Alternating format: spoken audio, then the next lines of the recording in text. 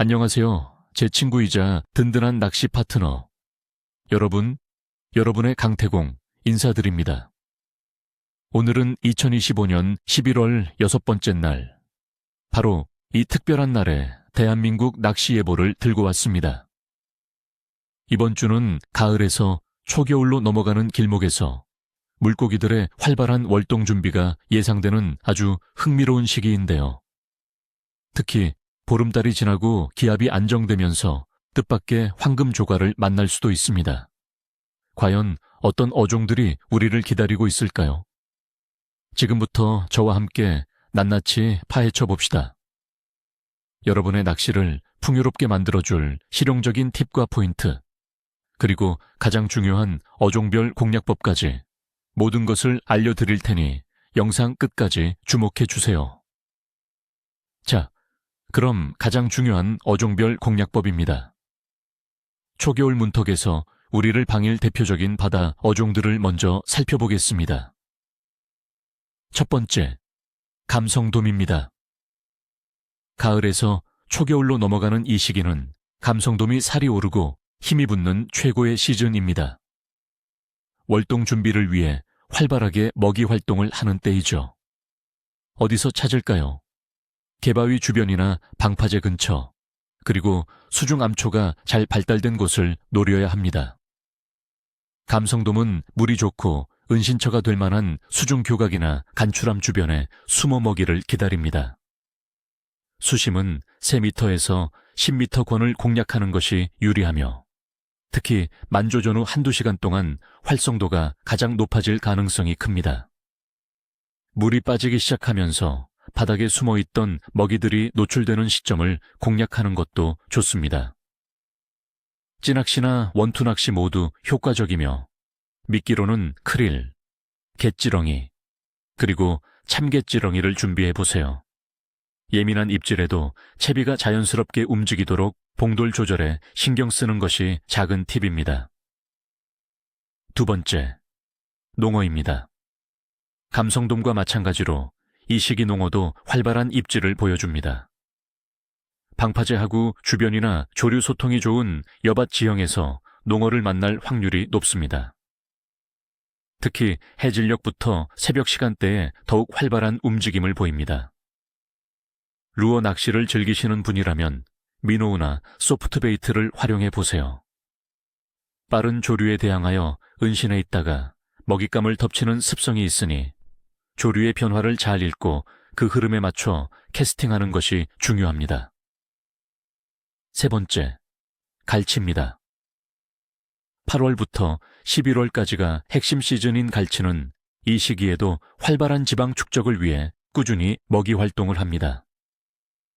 주로 제주도, 여수, 그리고 남해 먼바다 선상 낚시에서 좋은 조항을 기대할 수 있습니다. 수심은 어군 탐지기로 선장님이 알려주는 대로 30m에서 50m권을 공략하는 것이 일반적이며, 갈치 지깅이나 생미끼를 활용한 낚시가 효과적입니다.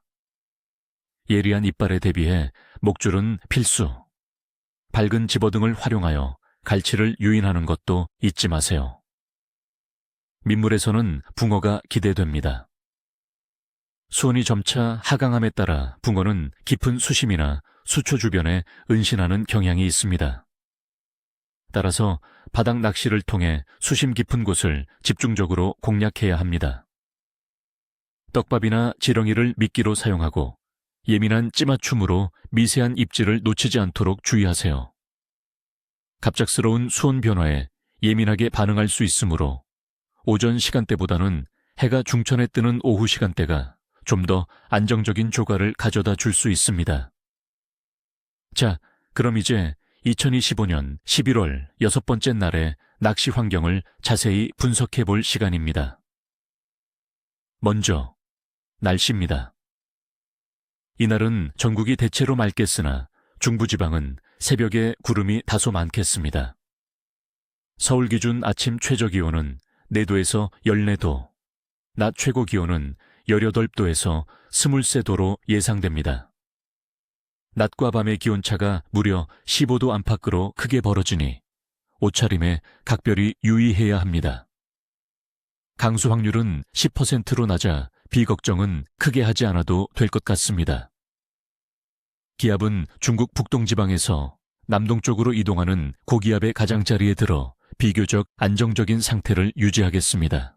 바람은 서해상 풍랑이나 동해안 너울에 대한 주의보가 있었지만 내륙에서는 크게 강하지 않을 것으로 보입니다. 다만 일교차가 크다는 것은 물고기들도 일정한 수심으로 이동하며 활성도에 변화를 줄 수 있다는 의미이므로 수심층을 다양하게 공략해보는 것이 좋습니다. 수온은 점차 하강하는 추세입니다.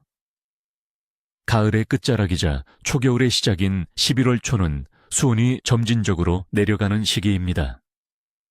물고기들은 이러한 수온 변화에 적응하며 월동 준비를 위해 영양분을 비축하려는 본능적인 움직임을 보입니다. 따라서 먹이 활동이 활발해질 수 있지만 너무 급격한 수온 변화는 오히려 입질을 떨어뜨릴 수 있습니다. 수온이 안정적인 깊은 수심층이나 물골 주변을 중심으로 탐색하는 전략이 필요합니다. 달의 위상은 보름달이 지나 하현달로 저무는 시기입니다.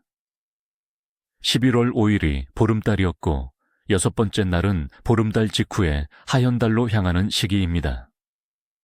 낚시인들 사이에서는 보름달 전후로 조류의 흐름이 강해져 활성도가 높아진다고 알려져 있습니다.